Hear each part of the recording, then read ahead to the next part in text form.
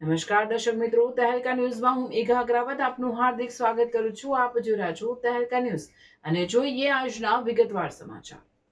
ઉગા ગામમાં સાગી લાકડાની તસ્કરી પર વન વિભાગનો દરોડો, ફર્નિચર અને મશીનરી જપ્ત.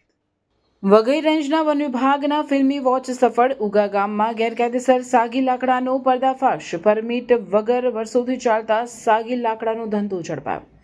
વન વિભાગની કડક કાર્યવાહી. ઉગા ગામમાં વન વિભાગનો ત્રાટક્યો દરોડો, સાગી લાકડા, ફર્નિચર અને મશીનરી જપ્ત. ડાંગ જિલ્લાના વઘઈ તાલુકાના ઉગા ગામે ગેરકાયદેસર સાગી લાકડાનો વેપાર બહાર આવ્યો. વઘઈ વન વિભાગની ટીમે કાર્યવાહી કરી.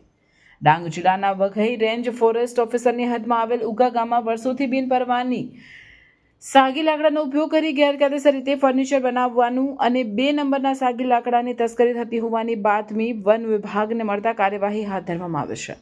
મળતી માહિતી મુજબ ગુજરાત ફોરેસ્ટ ડિપાર્ટમેન્ટ હેઠળ Waghai range forest officer RFO તથા વન વિભાગના કર્મચારીઓએ બાતમીના આધારે ખાસ દેખરેખ રાખી ફિલ્મી ઢબે વોચ ગોઠવી હતી. ત્યારબાદ ઉગા ગામમાં દરોડા જેવી કાર્યવાહી કરી ગેરકાયદેસર રીતે રાખવામાં આવેલ સાગી લાકડા, તૈયાર કરવામાં આવેલ ફર્નિચર અને મશીનરી જપ્ત કરી લેવામાં આવી હતી.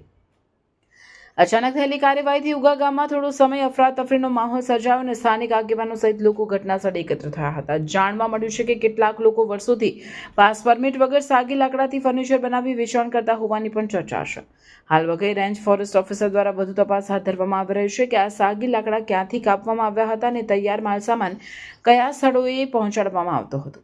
સમગ્ર મામલે સંડોવાયેલા લોકો સામે કાયદેસરની કાર્યવાહી કરવાની પ્રક્રિયા ચાલુ હોવાનું વન વિભાગે જણાવ્યું છે. વન સંપત્તિની ગેરકાયદેસર કાપણી અને તસ્કરી સામે કડક પગલાં લેવામાં આવશે અને જવાબદાર લોકો સામે કાયદેસરની કાર્યવાહી કરવામાં આવશે તેવી પણ વન વિભાગ તરફથી ખાતરી આપવામાં આવી છે. રિપોર્ટર રમેશ મહાલા, ડાંગ.